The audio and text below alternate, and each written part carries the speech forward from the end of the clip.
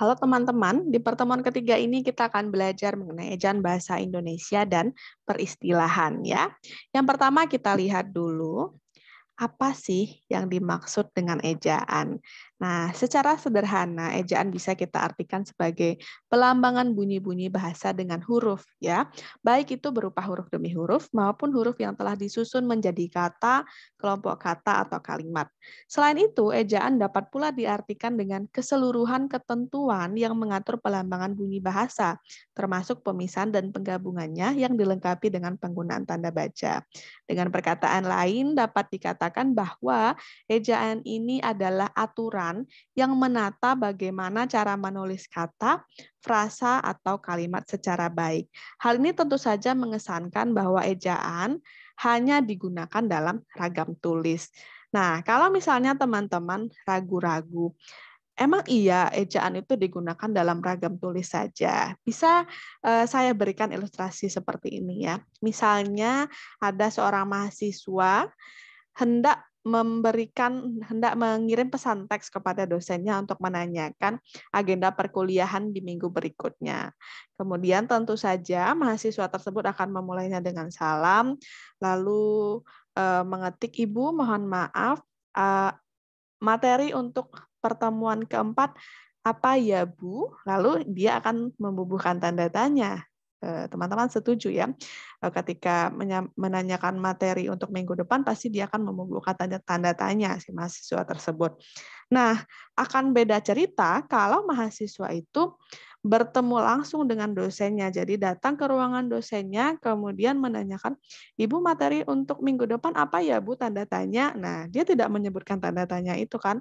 Nah, itulah eh, bedanya penggunaan ejaan, teman-teman. Jadi hanya dipakai di ragam tulis saja. Kalau misalnya kita ngomong, kita menyampaikan tuturan, itu harus diikuti dengan tanda baca sebagaimana yang kita punya di ragam tulis. Nah, nanti tentu saja pembicaraannya menjadi tidak efektif. Misalnya, saya hendak menegur seorang mahasiswa bernama siapa misalnya, bernama Latif misalnya. Nah, eh, Latif, bisakah Anda mendengarkan pemaparan saya sebentar tanpa mengeluarkan suara yang bising, tanda seru, misalnya seperti itu ya. Nah, itu akan jadi aneh ya. Makanya ejaan itu kita pakainya di ragam tulis saja. Oke, selanjutnya kita lihat sejarah ejaan bahasa Indonesia. Sebenarnya ada beberapa ejaan lain ya yang dipakai di Indonesia, tapi ini saya sampaikan tiga atau empat yang paling populer ya. Pertama ada ejaan Van Ophuijsen, ini tahun 1901 sampai 1947. Kemudian ada juga ejaan Suwandi atau ejaan Republik tahun 47 sampai tahun 72. Lalu ejaan yang disempurnakan atau EYD ini mungkin yang paling populer saya kira ya. Tahun 72, selanjutnya mulai tahun 2015 sudah diberlakukan ejaan bahasa Indonesia atau EBI. Oke, kita lihat satu persatu ejaan Van Ophuijsen yang ditetapkan tahun 1901 ini merupakan rancangan Charles Adrian Van Ophuijsen. Aturan penulisannya, misalnya huruf U itu ditulis dengan OE seperti guru, itu, dan umur ya.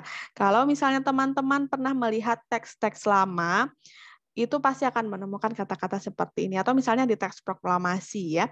Kemudian yang kedua, huruf J itu pengganti huruf Y ya, ditulis untuk menuliskan kata yang, sayang, dan payah ya. Ditulis pakai J semua. Kemudian tanda diakritik seperti koma, ain, dan tanda baca trema untuk menuliskan kata makmur, akal ya, tak, pak, dan taat. Selanjutnya, penulisan kata depan dirangkai dengan kata yang mengikutinya. Contohnya di rumah, di masjid, di sekolah, di kampus. Lalu kata ulang ditulis dengan menggunakan huruf 2. Contohnya buku-buku, lalu ditulisnya buku 2. Kertas-kertas, kertas 2. Kalau misalnya sekarang teman-teman membuat tulisan akademik masih menggunakan huruf 2 untuk menunjukkan kata ulang, berarti teman-teman masih pakai ejaan Van Ophuijsen ya. Ini belum update nih teman-teman penggunaan ejaannya. Jadi silakan diupdate ya. Tapi kalau mau mengirimkan pesan teks ya terserah ya. Oke. Selanjutnya kita lihat ejaan yang kedua, ada ejaan Suwandi, ditetapkan tahun 47 dengan surat keputusan Menteri PPK tanggal 19 Maret 47. Bagaimana aturan penulisannya? Huruf OE itu sudah diganti dengan huruf U, lalu bunyi hamzah dan bunyi sentak diganti dengan huruf K seperti tak, pak, ya. Kemudian kata ulang boleh ditulis dengan angka 2 dan awalan di pada kata depan dan imbuhan masih ditulis serangkai. Selanjutnya, ini adalah ejaan yang aturan-aturan penulisan ejaannya lumayan berbeda ya dengan ejaan yang dipakai sebelumnya. Apa saja? Perubahan huruf DJ menjadi J, lalu J menjadi Y, NJ menjadi NY, SJ menjadi SY, TJ menjadi C, dan CH menjadi KH ya. Kemudian penulisan di sebagai awalan dan kata depan ini sudah dibedakan. Nah, ini nih sejak EYD kalau misalnya mau nulis di rumah itu sudah berbeda dengan kalau misalnya mau menulis dicintai misalnya. Jadi di sebagai awalan dan kata depan sudah dibedakan. Kemudian kata ulang ditulis dengan huruf, sudah tidak boleh lagi menggunakan angka 2. Oke, selanjutnya ejaan bahasa Indonesia, apa kitab suci yang kita pakai untuk memahami ejaan bahasa Indonesia ini? Tentu saja Pedoman Umum Ejaan Bahasa Indonesia. Saya pikir teman-teman sudah mengunggahnya kemarin, jadi silakan mulai berkenalan makin dekat ya dengan Pedoman Umum Ejaan Bahasa Indonesia ini. Silakan mulai dibuka-buka aturan-aturan apa saja yang harus kita ikuti ketika hendak membuat tulisan ya menggunakan bahasa Indonesia yang baik dan benar. Oke, selanjutnya kita geser sedikit teman-teman ke peristilahan ya. Apa sih yang dimaksud dengan istilah itu? Kemudian bagaimana membedakan peristilahan dengan penerjemahan. Nah, istilah secara sederhana bisa kita pahami sebagai kata atau gabungan kata yang secara cermat mengungkapkan makna konsep, proses, keadaan, atau sifat yang khas dalam bidang tertentu. Nah, kemudian peristilahan ini beda dengan penerjemahan ya. Kalau pembentukan istilah itu yang ditekankan adalah pemindahan konsepnya, sedangkan kalau penerjemahan yang ditekankan adalah pemindahan kata. Nah, itu bedanya. Jadi kalau misalnya peristilahan bisa saja bahasa yang digunakan antara konsep dengan istilahnya itu bahasanya sama. Kalau terjemahan kan tidak ya, bahasanya sudah berbeda ya. Kita menerjemahkan dari satu bahasa ke bahasa lainnya seperti itu. Oke, kemudian kita lihat jadi berdasarkan macam atau berdasarkan jenisnya, istilah bisa dibedakan atas istilah umum dan istilah khusus. Nah, istilah khusus, maksud saya istilah umum ini merupakan istilah yang menjadi unsur bahasa yang digunakan secara umum. Sedangkan kalau istilah khusus tentu saja penggunaannya atau maknanya terbatas pada bidang tertentu. Kita lihat contohnya di sini. Di poin pertama ada kata pemeriksaan ya. Ini istilah umumnya, kita bandingkan dengan istilah khususnya. Ada scan atau pindai, kemudian ada diagnosis, lalu ada otopsi. Nah, ada survei, kemudian terawang. Kalau diagnosis atau otopsi tentu saja kita gunakan untuk istilah khusus di bidang kesehatan ya. Survei bisa juga digunakan di bidang penelitian mungkin ya. Terawang, nah kira-kira di bidang apa nih terawang? Kemudian di poin kedua ada kata masyarakat ya. Masyarakat di sini istilah khususnya adalah populasi etnis, koloni, dan habitat. Ya. Populasi etnis, koloni, dan habitat. Kalau populasi etnis mungkin di bidang antropologi ya, koloni di bidang apa? Sejarah mungkin. Lalu habitat tentu saja di bidang biologi.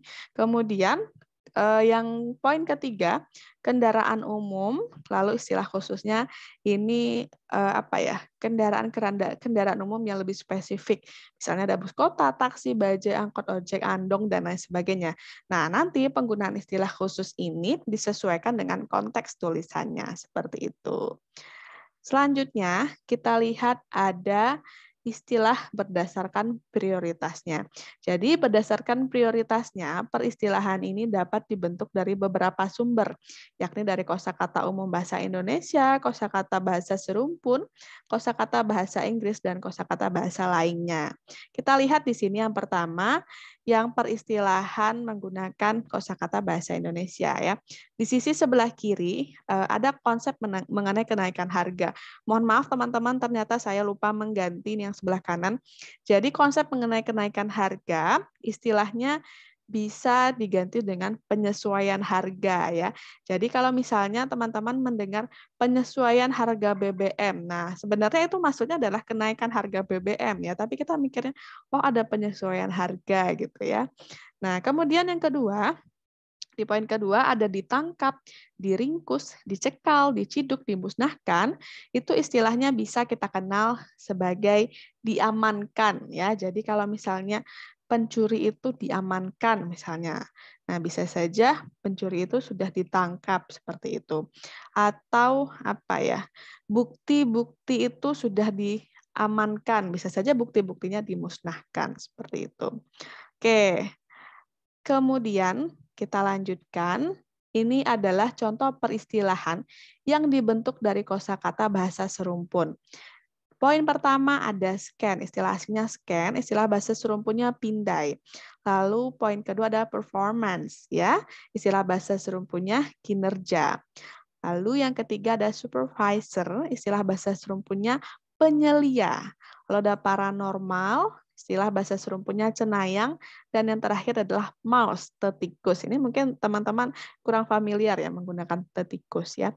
Nah, yang dimaksud dengan bahasa serumpun pada tabel ini adalah bahasa Melayu yang memiliki distribusi pemakaian cukup luas sebelum namanya diubah menjadi bahasa Indonesia dan Malaysia. Oke, kemudian kita lihat juga contoh istilah yang diperoleh dari bahasa Inggris. Istilah ini digunakan dengan pertimbangan bahwa istilah ini lebih singkat, jadi secara teknis banyak dipakai dalam bidang kehidupan tertentu dan dimungkinkan pula lebih mudah kita ingat. Di poin pertama ada papan ketik. Kita lebih sering mengenalnya dengan istilah keyboard. Lalu cara penghitungan dengan pembulatan ke atas. Nah, ini kan konsepnya panjang sekali ya. Kita lebih mengenal istilahnya dengan markup.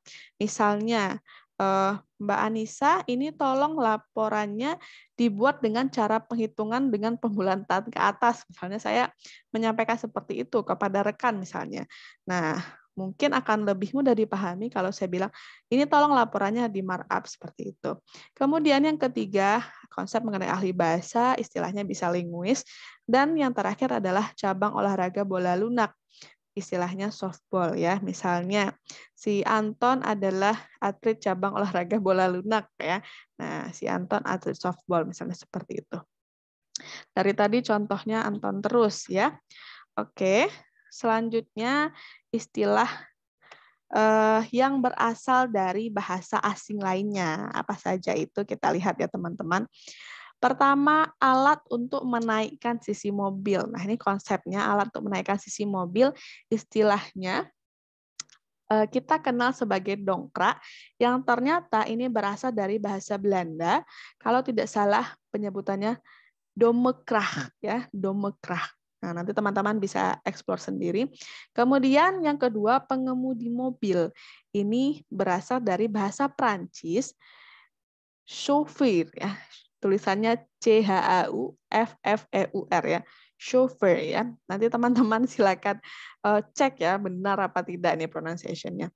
Kemudian untuk kurikulum vitae, status quo, dan alinea yang merupakan konsep dari riwayat hidup pihak pemegang otoritas dan mulai baris baru, ini diserap dari bahasa Latin. Nah, ini contoh contoh istilah yang diambil dari bahasa asing lain ya, selain tadi ada bahasa Inggris ya. Nah, ada bahasa Belanda, kemudian ada juga bahasa Prancis dan ada bahasa Latin. Tentu saja masih banyak lagi ya istilah-istilah yang kita serap dari bahasa Latin. Maaf, maksud saya dari bahasa asing lainnya seperti itu. Oke, teman-teman, materinya ini dulu, kita lanjutkan diskusi. Terima kasih.